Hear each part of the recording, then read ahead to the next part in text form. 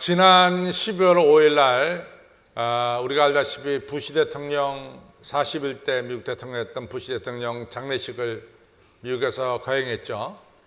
그래서 그 장례식을 미국에서 크게 거행해서 그날 증권거래소가 쉬었고 거의 공휴일처럼 미국에서 장례식을 진행했다고 합니다. 부시 대통령이 4년밖에 안 했지만은 그가 4년 동안 대통령 재임 시에 이 세계 역사적인 일을 한 두 가지를 했어요. 하나는 이 소련과 미국 사이의 냉전 시대가 끝이 나는 일이 있었고, 또 하나의 사건은 동독과 서독이 이제 이 하나가 되는 이런 역사적인 일이 이 부시 대통령 재임 기간에 있었습니다. 따라서 이분이 길게는 안 했지만도 사실은 역사적으로는 큰 일을 행한 분이면은 틀림이 없습니다. 이분이 세상을 떠났을 때 아시다시피 특별히 독일 같은 데서는 굉장히 고맙게 생각했죠. 왜냐하면 이 통독을 하는데 미국이 적극적으로 협력했기 때문에 통독이 가능했습니다. 그래서 독일 사람들을 비롯해서 미국 사람들이 상당히 슬퍼했습니다. 그런데 이제 제가 12월 5일 날 장례식을 치렀다 이런 얘기 하니까 여러분들이 그랬지, 열흘 전 얘기인데도 여러분들 11일 전에 장례식 치렀던 거 다 잊어버렸어요. 그러니까 12월 5일 날 목사님 말씀하시니까 12월 5일 날 장례식을 치렀다 이렇게 생각을 하고 있습니다. 여러분들 이 세계 핸드폰 세 장이 딱 둘로 갈라졌죠. 크게 말하면은 둘로 갈라졌습니다. 하나는 우리나라 삼성에서 만든 갈렉시 폰하고 또 하나는 애플 컴퓨터에서 만든 아이폰하고 두 개로 갈라졌습니다. 우리나라 사람들은 아마 10대 중에 7대는 아마 갈렉시 폰을 쓰겠고 한 3대 정도 이 아이폰을 쓰지 않나 이렇게 생각하고, 또 반대로 미국에서는 10대 중에서 7대는 자기 나라 만든 아이폰을 쓰겠고 한 3대 정도는 갈렉시 폰을 쓰지 않나 이런 생각을 합니다. 여러분 알다시피 이 애플 컴퓨터를 만든 스티브 잡스라고 하는 사람은 사실은 이 사람 출신이 시리아 출신인데 정말 시리안 출신치고 미국에서 크게 아주 성공한 사람이죠. 그래서 이 애플 하면은 다 세계적으로 이같이 최고의 기업 중에 하나로 꼽히죠. 제 얼마 전에는 미국 역사상 처음으로 애플의 시가 총액 1조 달러를 넘어선 이런 회사가 된 것이 바로 애플 컴퓨터입니다. 근데 그 컴퓨터를 만든 사람이 우리가 잘 아는 스티브 잡스예요. 근데 이 스티브 잡스가 오래 살지 못했어요. 56세를 살고 세상을 떠났는데, 그가 세상을 떠날 땐 제가 지금 기억에 신문지가 이 양쪽 면에 그 사람에 대한 이야기로 가득 찼습니다. 얼마나 그 사람의 죽음에 대해서 이 세계가 애도했는지 또 대단하게 생각했는지 신문지마다 다 이 스티브 잡스의 이 죽음에 대해서 애도하는 글로 또 그가 행한 일에 대해서 찬양하는 글로 가득 찼습니다. 특별히 그가 죽기 얼마 전에 스탠포드 대학에서 연설한 졸업 연설은 아주 명연설 중에 하나로 지금까지도 남아 있습니다. 이같이 대단한 사람이 죽었을 때 전 세계가 떠들썩거렸어요. 그 사람이 언제 죽었냐? 제가 여러분들 물어보면은 언제 죽었습니까? 몇 년 전에 죽었어요. 그게 대답이에요. 틀림없이 몇 년 전에 죽었습니다. 여러분들이 그분이 죽은 것에 대해서 대단히 우리가 떠들었지만도 그분이 언제 죽었는지 다 잊어버렸어요. 그분이 2011년도에 죽었습니다.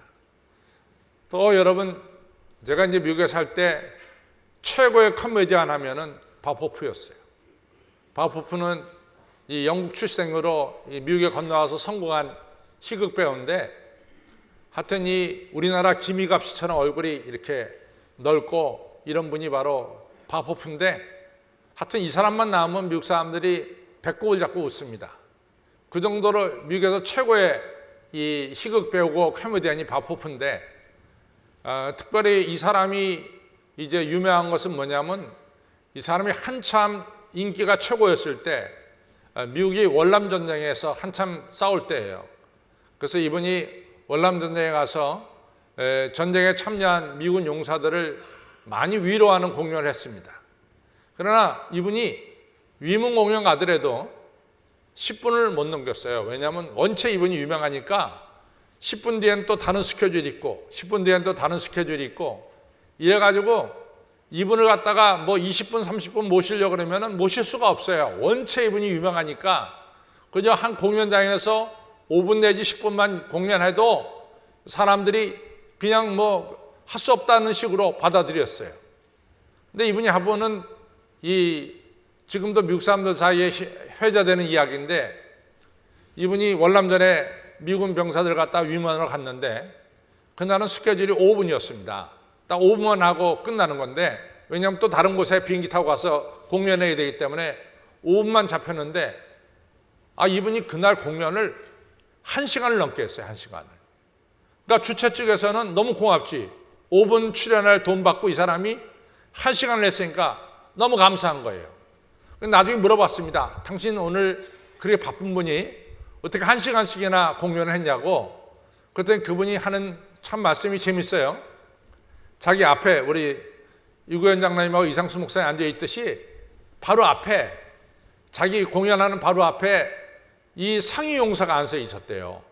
근데 상위 용사가 앉아 있었는데 한 용사는 전쟁통에 오른팔을 잃었고 또 한 용사는 전쟁통에 왼팔을 잃었대요. 그래서 두 분이 앉아가지고 한쪽 팔씩 없는데, 이 사람들이 바보프가 얘기만 하면 좋다고 한 사람은 남은 한 팔 들고 또 한 사람은 남은 한 팔 들고 둘이서 하이파이브 하면서 박수를 치더라 얘기예요. 근데 자기가 너무 그게 감동을 받았다는 거야. 이건 뭐 별것도 아닌데 저렇게 나라를 위해서 싸운 용사들이 이 손을 들고 하이파이브 하니까 너무 감동받아서 이분이 그냥 1시간을 정신없이 했다는 거죠. 그것이 이분의 일화입니다. 그래서 이분이 그렇게 유명하지만도 같이 미군 용사들 위해서는 시간을 바칠 수 있었던 이런 훌륭한 분이다. 이게 바호프예요. 아마 저 정도는 바호프를 기억하지만 미국에 살고 있는 젊은 사람들한테 바호프 아냐고 모르는 사람도 많을 거예요. 이 정도로 바호프가 대단했습니다. 근데 바호프가 언제 죽었느냐 물어보면 그 사람 죽었지 언제 죽었는지 모릅니다. 대부분 그래요. 그분이 실제로는 2003년도에 죽었어요. 그렇지만은 그 사람 언제 죽었는지 몰라요. 그러나 그 사람 죽는 날에는 어마어마한 장례식이 미국에서 이루어졌습니다. 이처럼 부시 대통령 12월 5일 날 장례식 열흘 전에 했는데도 여러분과 제가 잘 몰라요. 했지. 그 정도만 알고 있습니다. 스티브 잡스, 여러분과 제가, 여러분들 중에 어떤 사람은 아직도 아이폰 쓰는 사람이 있고 애플 컴퓨터 쓰는 사람이 있어요. 그 사람이 만든 컴퓨터와 이 핸드폰 쓰면서도 그 사람 언제 죽었는지 몰라요. 여러분들 바보프는 더 모릅니다. 이같이 유명한 사람들 죽었을 때 어마어마한 장례식을 치렀는데 다 잊어버렸어요. 우리 예수님 죽는 거 어떻게 봅니까? 우리 예수님 죽을 때 너무 쓸쓸하게 죽었어요. 이 사람들이 양쪽에 강도 세워가지고 예수님도 강도 중에 한 명으로 취급하도록 만들어 버렸어요. 그리고 예수님 죽을 때 예수님 따라다니는 12제 다 도망갔어요. 예수님 죽는데 너무 무서워가지고 다 도망갔어요. 예수님 십자가 밑에 누가 있었냐? 예수님 어머니 마리아와 몇몇 여인들만 눈물 뿌리고 있었다고요. 누가 예수님의 죽음에 대해서 그렇게 슬퍼하지 않았어요. 여러분들 이사야서 53장에 보면 예수님께서 그같이 고난받아 죽으면 자기 죄 때문에 죽는 줄로 사람들 생각했어요. 저 사람이 저 죄 때문에 자기 죄 때문에 저렇게 형벌을 받는구나 이렇게 생각했다고요. 예수님이 죽는 것이 너무 비참해가지고 지나가는 사람들이 고개를 돌렸다 그랬어요. 너무 비참하게 죽으니까 쳐다볼 수가 없어 저렇게 죽는 걸 갖다가. 그렇게 해서 예수님이 죽었어요. 예수님 만약에 아리마대 요셉이 없었다면 예수님 무덤도 없는 사람이에요. 무덤도 그 시신을 갖다가 놓아둘 무덤도 없었어요. 마침내 아리마대 요셉이 무덤을 내놨기 때문에 예수님이 죽은 다음에 그 무덤에 들어갈 수 있었지, 무덤도 준비 안 된 사람이 바로 예수님이었습니다. 근데 여러분들 예수님 죽은 다음에 어떻게 됐어요? 예수님 죽은 다음에 50년 뒤에 중동 지방에 예수님이 퍼지기 시작했어요. 그렇죠? 또 예수님 죽은 뒤에 100년 뒤에 어떻게 됐습니까?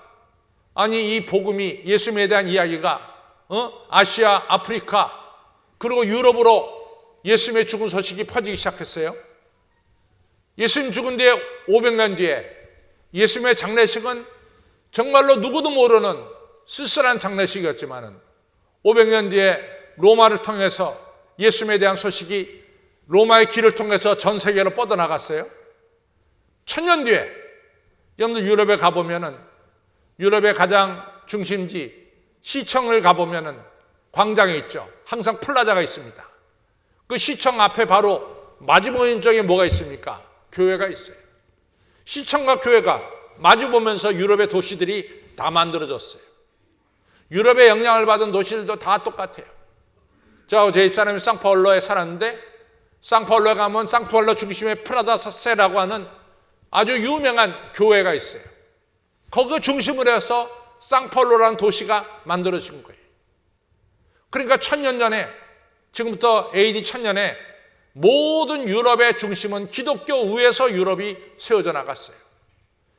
예수님의 죽음을 누구도 예수님의 죽음을 이같이 눈여겨보지 않았어요.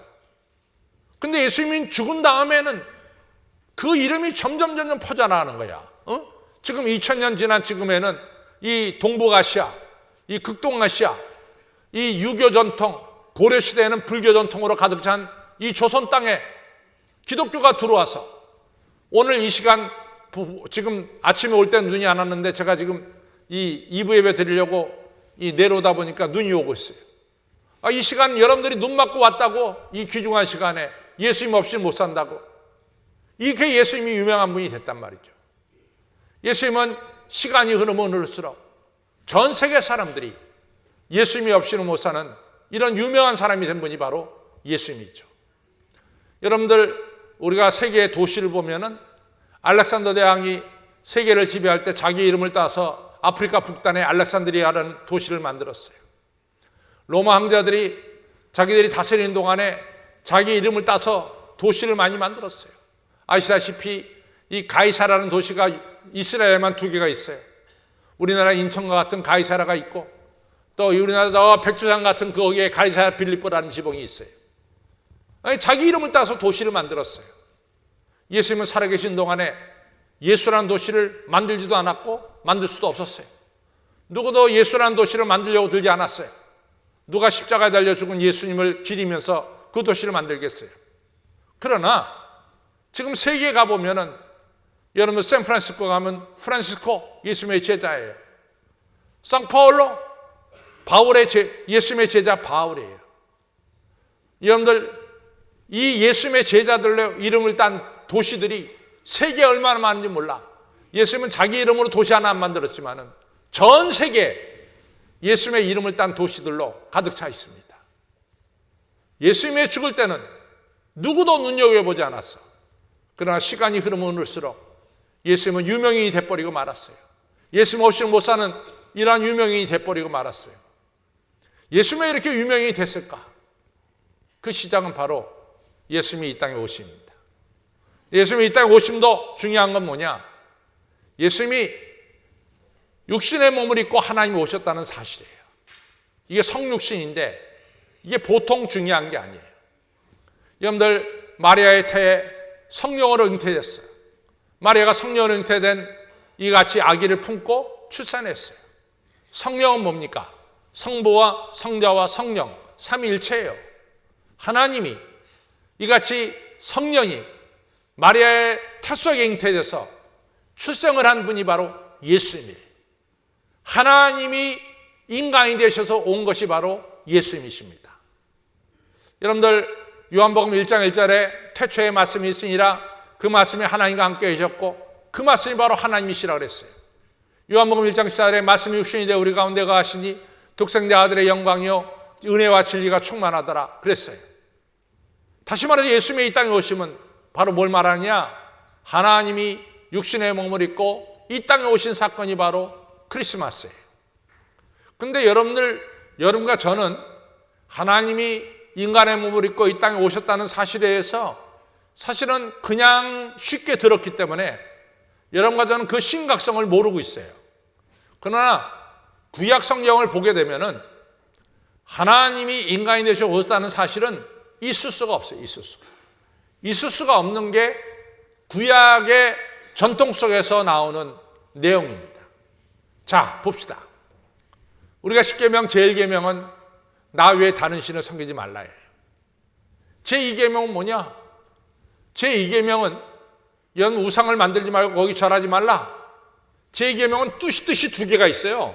하나만 있는 것이 아니라 두 개의 뜻이 있습니다. 첫 번째 뜻은 우상을 만들지 말고 거기 절하지 말라가 첫 번째 뜻이고, 두 번째 뜻은 너희들 하나님을 하늘에 있는 것이나 땅에 있는 것이나 땅 아래 바닷속에 있는 것이나 어떤 것으로도 하나님을 표현하지 말라.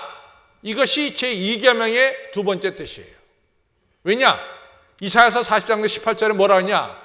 너희들이 살아계신 하나님을 무엇으로 표현하겠느냐? 살아계신 하나님을 너희들은 피조물로 표현될 수가 없다. 이것이 구약의 전통입니다. 구약은 절대로 하나님을 하나님 만든 피조물로 형상할 수가 없는 거예요. 근데 하나님이 인간의 몸을 입고 왔다? 이건 굉장히 어려운 얘기죠. 여러분 마태복음 26장에 보면 가야바가 예수님을 세워놓고 이같이 심판하잖아요. 그 신문할 때 뭐라고 신문합니까? 너 살아계신 하나님 앞에서 가야바가 예수님한테 진실을 얘기하라. 살아계신 하나님 앞에 진실을 얘기하라. 26장 63절이죠. 그러면서 말하기를 당신이 하나님의 아들 그리스도냐? 이렇게 물어봤어요. 그랬더니 마태복음 26장 64절에 예수님이 대답하기를 네가 대답했다. 제대로. 네가 제대로 대답했다. 그러니까 예수님 누구냐? 나는 하나님의 아들이고 그리스도다. 그러니까 그 말을 듣자마자 제사장 가야바가 어떻게 합니까? 옷을 찢었어. 자기 옷을 찢었어. 야, 이렇게 참나은 말하는 거 가만 놔도 되겠냐 말이야. 이 어떻게 저 인간이 살아계신 하나님의 아들이라고 자기가 얘기하냐 말이야. 이 참나은 말을 어떻게 하느냐 말이지. 그러면서 가야바가 제사장이 옷을 찢었어요. 그러면서 모여든 사람들에게 말합니다. 이런 사람 어떻게 해야 될까? 그러니까 전부 다 이구동성으로 저 사람은 사형에 해당됩니다. 사형. 죽여야 됩니다. 그런 거예요. 왜? 이유는 뭐냐? 인간이 하나님이라 그랬다. 참나만 말을 했다 이거죠. 있을 수가 없는 거예요. 구약의 전통에서 하나님이 인간이 됐다라고 하는 사실은 구약의 전통 속에서는 있을 수가 없어요. 예를 들자면 모세가 이제 애굽에 있는 히브리 백성들을 해방시키려고 모세가 이제 애굽으로 가기 전에 하나님께 물어봤어요. 하나님, 내가 애굽에 있는 히브리 백성들에게 하나님이 당신들을 갖다가 해방시키려고 나를 보냈다 이렇게 말하면은 애굽에 있는 히브리 백성들이 누가 너를 보냈냐? 너를 보낸 분이 누구냐? 그렇게 물어보면은 제가 누가 나를 보냈다고 대답하리까? 라고 말했어요. 그러니까 나를 보내신 하나님의 이름을 좀 저한테 알려주세요. 이런 얘기죠. 그때 하나님이 최초로 자기 이름을 밝힙니다. 그때 이름이 뭡니까? 야훼야. 나는 야훼다. I am who I am. 나는 야훼다 이거죠. 이걸 스펠링으로 치면은 YHWH예요. 히브리에는 모음이 없기 때문에 YHWH가 바로 야훼입니다. 근데 이스라엘 사람들이 야훼라는 이름을 못해. 하나님의 이름을 망령 때 일컬을 수 없어. 하나님의 이름을 부를 수가 없다고. 거룩한 하나님의 이름을 어떻게 인간의 입으로 함부로 불러? 못 부르죠. 그러니까 성경을 필사하는 서기관들이 성경을 쓰다가 야훼만 나오면 그냥 가서 손을 7번 씻죠. 7번. 그래서 떨리는 마음으로 거다가 하나님의 이름 YHWH를 쓰는 거예요. 하나님의 이름을 함부로 부를 수가 없어. 근데 성경 읽다 보면 하나님의 이름이 나오니까 이스라엘 사람들이 생각하기를 이 하나님의 이름을 좀 우리가 함부로 부를 수 없으니까 다른 이름으로 바꾸자. 그것이 주님이야. 아도나이. 하나님이 가라사대 할 때 주님이 가라사대 바꿨어. 그러니까 하나님이라 함부로 불렀으니까 주님으로 바꿨지. 근데 이것이 또 맹점이 있어요. 여러분과 저는 기도 끝에 주님의 이름으로 기도드립니다 라고 말하면은 여러분과 저는 다 이해해. 아, 저분이 예수님의 이름으로 기도드립니다 라고 우리가 다 이해하고 있어요. 그러나 만약에 우리가 불교 법당에 갔을 때 어떤 불교 법당에서 기도하는 분이 주님의 이름으로 기도합니다 할 때 그 주님은 누구예요? 부처야, 부처. 그 다음에 이슬람 교당에 갔을 때 이슬람교의 어떤 사람이 내가 주님의 이름으로 기도합니다 할 때 이슬람교도가 주님의 이름은 바로 주님은 알라 신입니다. 그러니까 이 주님이라고 하는 대명사는 여러분과 저에게는 예수님이 되시고 또 불교 사람들에게는 부처가 되고 이슬람교를 믿는 사람의 알라 신이 되는 거예요. 그러니까 이 주님이라는 이름이 참 때로는 모호할 수가 있어요. 그러니까 이스라엘 사람들이 이거 아니다. 우리가 주님이라고 부르지만은 주님이라는 이름 속에는 우리가 믿는 야훼 하나님이라는 이름이 들어가야 되겠다. 그래가지고 야훼 YHWH 플러스 아도나이 주님이라는 이름이 합성화가 된 게 뭐냐? 그게 여호와예요. 여호와. 여호와는 야훼와 주님이 합성화된 게 여호와입니다. 그 정도로 사람들이 하나님의 이름을 함부로 못 불렀어요. 그런데 그 하나님이 인간의 몸을 입고 이 땅에 오셨다는 거야. 이것이 바로 성육신이에요. 그런데 이 성육신은 상당히 중요한 의미를 포함하고 있습니다. 제가 총회에서 서기로 일할 때가 뭐 6년 전인지 7년인지 잘 모르겠어요. 그때 이 호주 선교사들이 우리나라 조선 땅을 선교한 지가 120주년이 됐어요. 그래서 120주년 기념대회가 시드니에서 열렸어요. 그때 뭐 한국에 있는 대표들이 다 갔습니다. 그때 이제 저도 가게 됐죠. 그 시드니 교회에서 120주년 이 한국 조선 땅 선교 보고가 열렸습니다. 그때 우리나라에서 선교하고 자기네 나라 시드니로 호주로 돌아가서 은퇴한 선교사들이 다들 모였어요. 그분들이 선교 보고를 하는 거야. 선교 보고하는데 저는 그 중에 한 분이 선교 보고한 것에 대해서 깊이 감동을 받았습니다. 주로 호주 선교사들은 어디 선교했냐면 부산과 마산 지역에 선교했어요. 근데 이분들이 보고하는데 뭐라고 보고하냐면은 자기들이 조선 땅에 와서 선교할 때 자기들이 호주 사람, 눈이 파랗고 머리가 노란 사람으로 남아있을 때는 선교에 실패했습니다. 선교에 실패했습니다. 근데 자기들이 조선 땅에 와서 자기들이 조선 사람이 됐을 때 이 단어를 그 사람들이 인카네이션이라는 단어를 쓰더라고요. 자기들이 조선 사람으로 인카네이션 됐을 때, 조선 사람이 됐을 때 자기들은 선교에 성공을 했습니다. 중요한 얘기예요. 여러분들, 제가 한신교회 부임해서 제가 한신교회 사람이 됐을 때 선교는 이루어지지, 제가 한신교회 왔을 때 전회교회 목사로 그냥 남아있을 때는 한신교회에서는 목회할 수가 없어요. 이게 사실이에요. 하나님이 인간이 돼서 오셨기 때문에 예수님이 하신 모든 말씀들이 우리에게 감동을 줬고 우리를 변화시킨 거예요. 우리나라에서 만약에 태국에 선교사를 보내면 그 선교사가 태국 사람이 될 때 태국의 선교가 성공이 돼요. 우리나라 사람이 인도에 가서 선교할 때 그 사람이 인도 사람이 될 때 선교가 이루어지는 거예요. 우리가 태국에 가서 계속 조선 한국 사람으로 남아있고 우리가 인도에 갔을 때 계속해서 한국 사람은 남아있고 선교 성공 못하는 거죠. 예수님 하나님이 인간이 되셔서 우리에게 왔기 때문에 예수님은 한마디 한마디가 우리의 가슴에 새겨지는 말씀을 하고 우리를 사랑하는 말씀을 하시는 거예요. 그래서 신학자 패트리안 분이 말하기를, 참 이분이 중요한 얘기했어요. 예수님이 어떤 분을 오셨냐? 어린애로 오셨어. 어린애로. 여러분 다 아기 받아봐서 알죠. 어린애 갓난아기.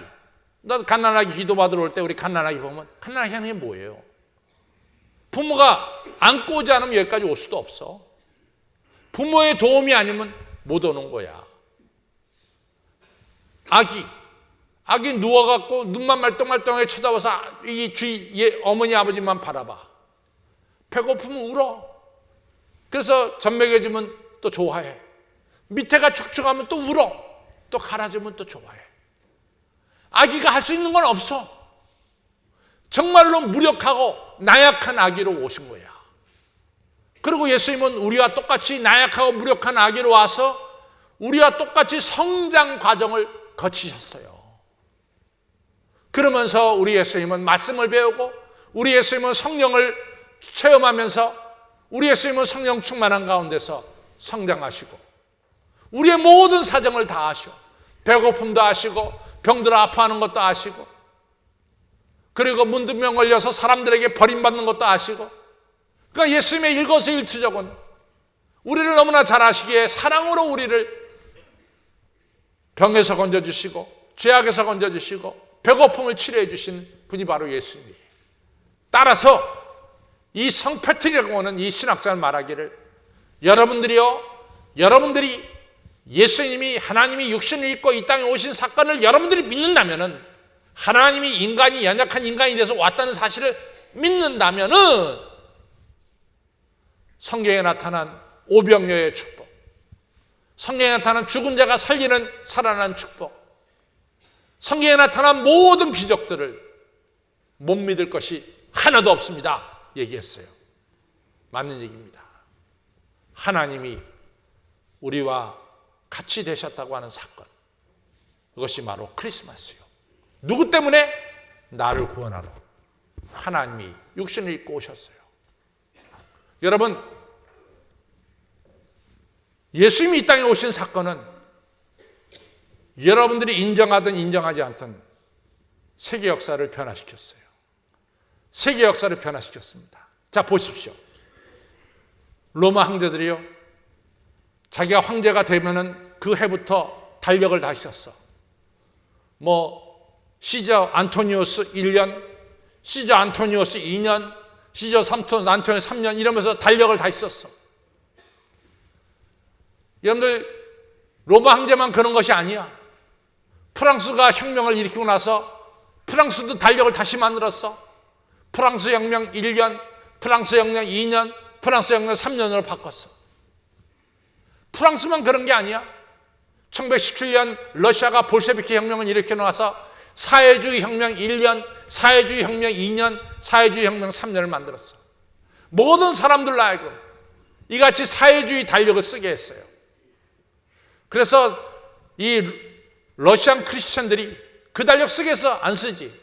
갖다 막 때리고 죽이고 그러는 거야. 그때 야로슬라스키라고 하는 사람이 그 책임자야. 기독교를 박멸하는 책임자. 1922년에 나온 러시아의 달력에 보면은 러시아 노동자들이 예수 그리스도의 사진을 갖다가 쓰레기통에 버리는 것으로 가득 채웠어요. 기독교는 사라진다 이거지. 야로슬라스키가 말하기를 저는 기독교에 손들었습니다. 기독교인들은 못과 똑같아. 때리면 때릴수록 더 많이 막혀. 기독교를 없앨 수가 없었습니다. 그것이 고백이에요. 여러분, 기독교를 박멸하려고 무척 애를 썼어. 일본도 말이죠. 저는 지금은 모르겠지만 저 어렸을 때 제 아버님 어머님이 다 일제시대 때 공부하신 분이기 때문에 아버님 어머니 하신 말씀이 소화 몇 년이지 그것이. 소화 몇 년이 그래. 나는 소화가 몇 년인지 몰라. 우리는 다 그거 몰라요. 아베가 대한민국에 들어왔다. 입국서를 써야 돼. 이름 아베. 그 다음에 국적 재팬 일본. 생년월일 소화 몇 년. 그렇게 쓰면 우리나라 법무부 직원이 야 이 사람아 정신 차려. 여기 소화 몇 년이 뭐야?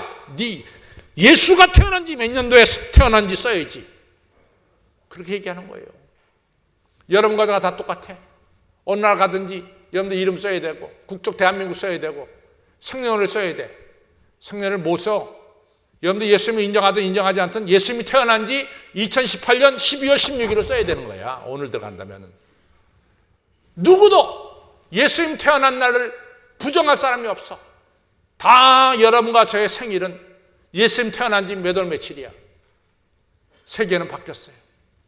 예수님이 태어남을 통해서 Before Christ, BC와 예수님 태어나고 난 이후에 아노 도미노, 예수님이 다스리는 주님이 다스리는 해로 바뀌었어요.